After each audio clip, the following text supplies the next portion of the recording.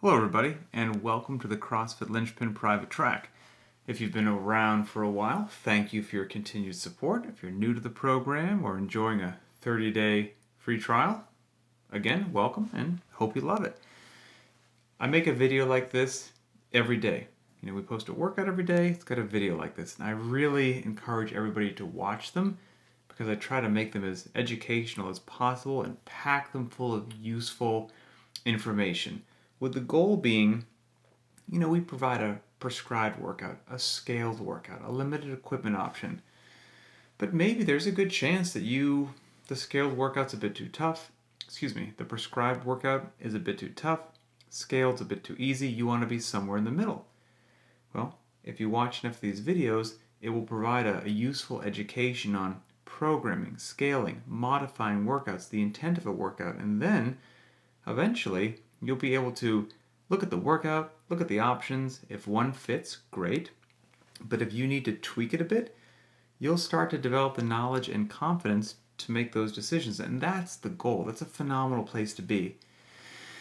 You won't get there after watching just one of these videos, or two or three, but if you watch them every day and every week as the months go by, your knowledge base and comfort level will increase, and you'll get there sooner than you realize, and that's fantastic. So other educational things that I would encourage you to watch or listen to, we have a podcast, Linchpin Conversations. You can find it on iTunes or Spotify, so go ahead and check that out. We've got a YouTube channel that has instructional content there as well. It's just CrossFit Linchpin. And then interacting with each other is a fantastic way to not only stay motivated and stay consistent with your training so you don't have highs and lows. You worked out this week, you don't next week, then you're back. You don't want that to happen. You want to be consistent. Consistency is so important. And so, talking to people and engaging in the community is a really big deal. If you signed up for the Linchpin Private Track and you have an individual subscription, well then you not only get access to the squads feature on the Beyond the Whiteboard app to communicate with everyone, but then you also can get access to the CrossFit Linchpin Private Track closed Facebook group. I know, I said the word Facebook, but please believe me, it's an amazing place. It's actually positive and supportive.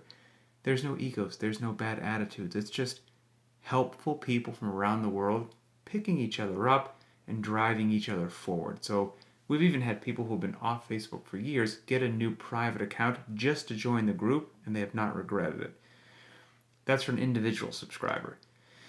If you are doing the Linchpin Private Track because your gym is now following Linchpin, well then you don't have access to the private Facebook group, but you and the other members of your gym or your affiliate, you guys have your own squads feature on the Beyond the Whiteboard app so that you can communicate within your gym and build that community and share information. Again, that's such a critical component to driving forward. So, wherever you are, make sure that you take advantage of those resources that you have at your fingertips. Let's discuss the workout of the day.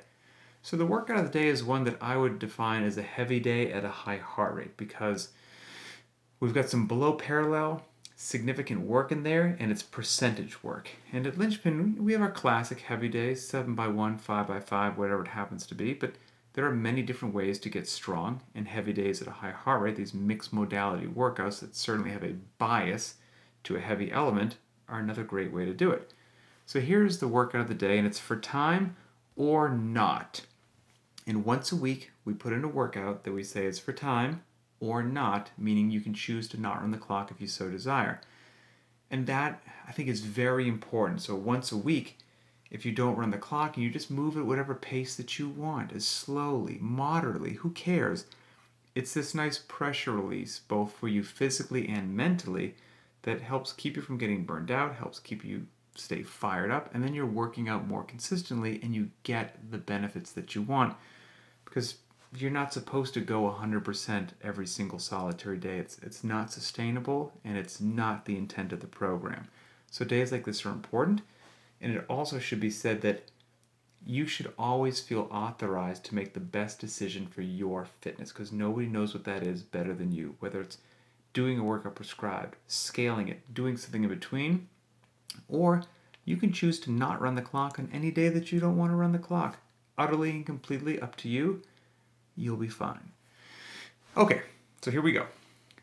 The workout of the day is 4-time or not a 200-meter shuttle run, and that's going to be 50 meters out, 50 meters back, 50 meters out, 50 meters back to get some good acceleration, deceleration, and change of direction as well.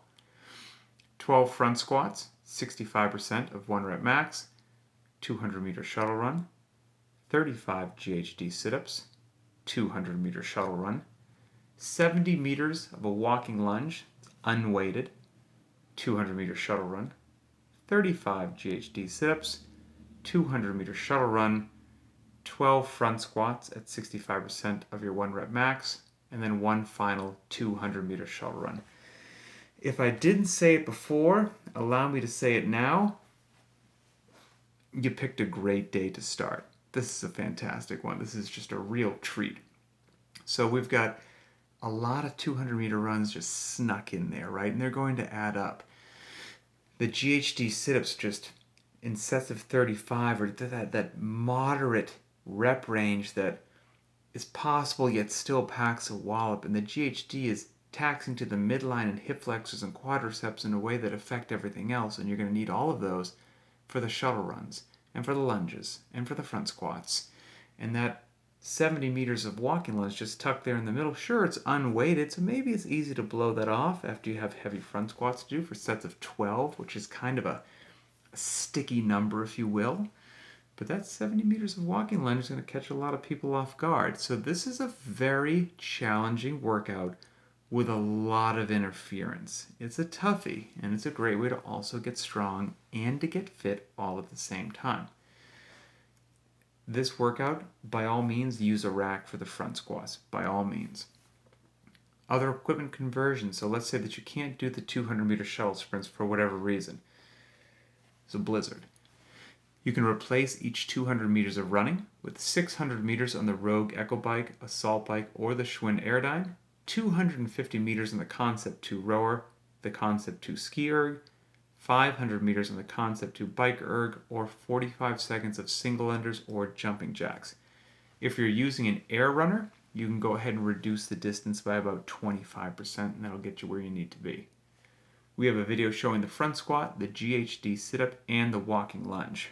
So each day I also provide some goal times. And if it was an AMRAP, it'd be a goal number of rounds or repetitions. If it was a straight lifting day, a classic heavy day, then we'd give some goal percentages. We'd give two. There's a super fitness robot goal and a more likely goal. And sure, the super fitness robot has a cooler name, but that's not where most people are going to be. Even good or great athletes, people that have been doing CrossFit for 5 years, you probably are still going to be looking at the more likely time compared to the super fitness robot time. But the super fitness robot time is humanly possible, just highly ambitious. We dangle it out there as a carrot so people get it every now and then. It's very cool. But most of us will be going after the more likely goal. So for today, the super fitness robot time would be 15 minutes and 30 seconds or less for all of that work. You're cooking. More likely time could be in the area of 23 minutes. Scaled option today. So let's say the GHD sit-ups, you don't have a good tolerance to GHDs, we just want to knock that down. 65% of your 1 rep max is a bit much on the front squats for sets of 12, which by the way, those sets of 12 certainly do not need to be unbroken. Certainly do not. On maybe sets of, 70 meters of walking lunge is a bit too much.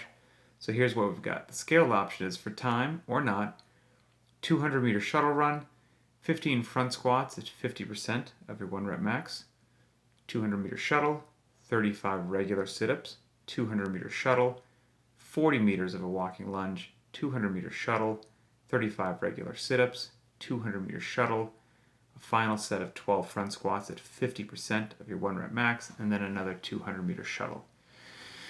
I also wrote there under the scaled option that if you're not comfortable with the front squats, you could by all means use the back squat. So maybe you're a newer athlete, still learning all your technique, and we're all improving our technique, that's for sure, but you're just not comfortable with the front squat yet, no worries. You could go ahead and do the back squat and certainly use a rack.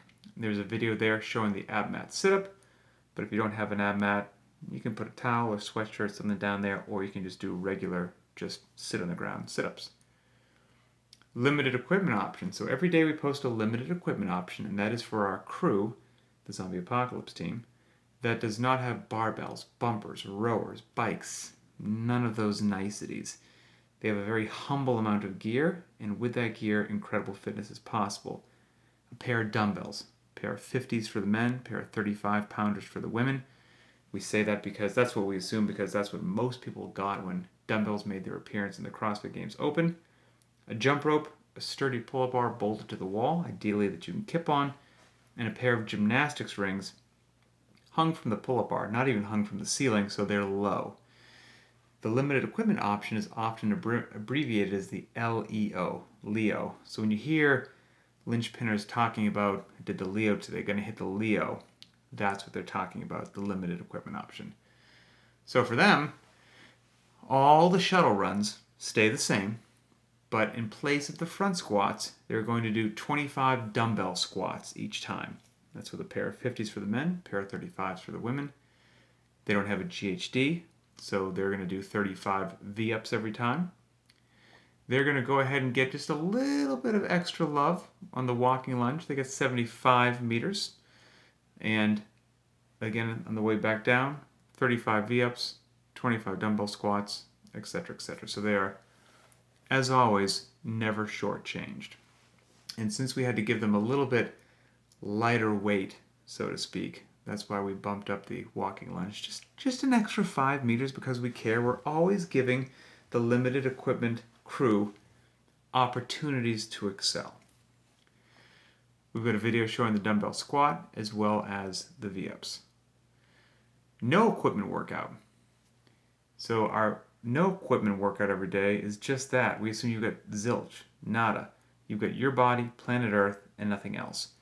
So all the 200-meter shuttle runs stay the same for them, but when it comes time to squat, they're going to do 50 air squats each time. They can still do V-ups, much like the limited equipment options. They have sets of 35 V-ups in there. And in the middle, they have a 75-meter walking lunge, very much like the limited equipment crew. Accessory work for the day, optional as always. So every day we post accessory work, and every day I say that it's optional, and it truly is. You do not need to do accessory work to get fit, period, end of story. And as a matter of fact, it's a significant dose. So if you're one of those people that feels the need to do everything written down on the piece of paper, no matter what, you either do it all and it's a good day, if you don't do it all, it's a bad day. It's a dangerous mindset, so please get out of that.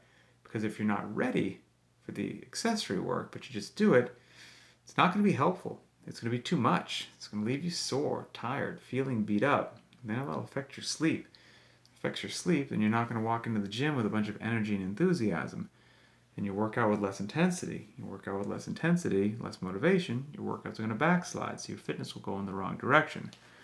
More is not better. So if you are ready for the accessory work, enjoy it, have at it. It's intelligently programmed and laid out based upon where we've been, where we are, and where we're going. And it's a great way to break through a potential plateau on a lift, some conditioning, or body weight movement. But if you're not ready, like I said, no good. If you're somewhere in the middle where you want to try it, but you're not sure, scale it. Scale the reps, scale the loading, scale the rounds. Don't do it every day. Do it every other day and see how does it treat your body, and then make the best decision based upon how you feel, but don't let your ego get in the way of that decision. So for the accessory work today, dumbbell box step-ups, 30 to 40 reps total. You alternate legs each step. You choose the box height. You choose the loading. We've got a video showing that.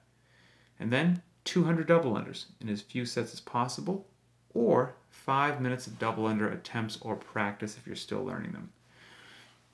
The last thing that we have here in the accessory work is some agility work, which you can do as part of the accessory if you so desire, or it is your option. You could put it after the general warm-up, but before the workout of the day.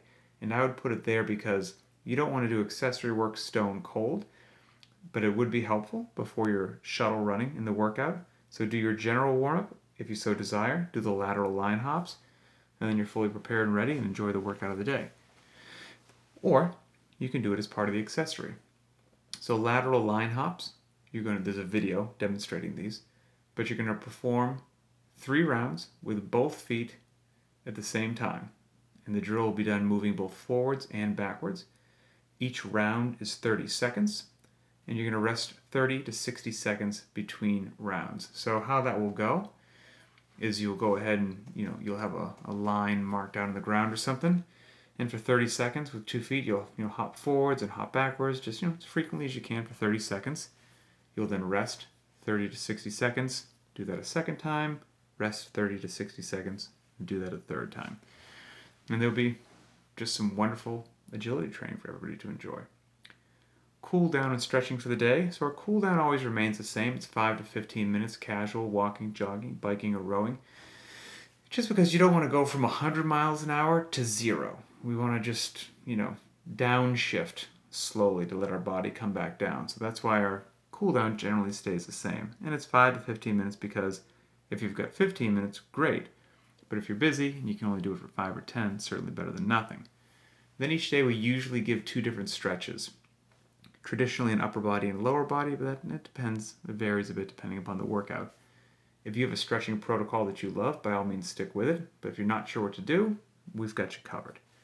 So cobra stretch for the abs, hold that 1 to 2 minutes. We've got a video showing that. And then the kneeling layback, hold that for 1 to 2 minutes, and we have a video showing that as well. Finally, the last piece of information written on the page, it says remove ego, embrace scaling, be smart, be safe, support each other, have fun, and post your results. I hope you take those words to heart. Thanks for being a part of Linchpin, and I will see you back here tomorrow for Tuesday's workout.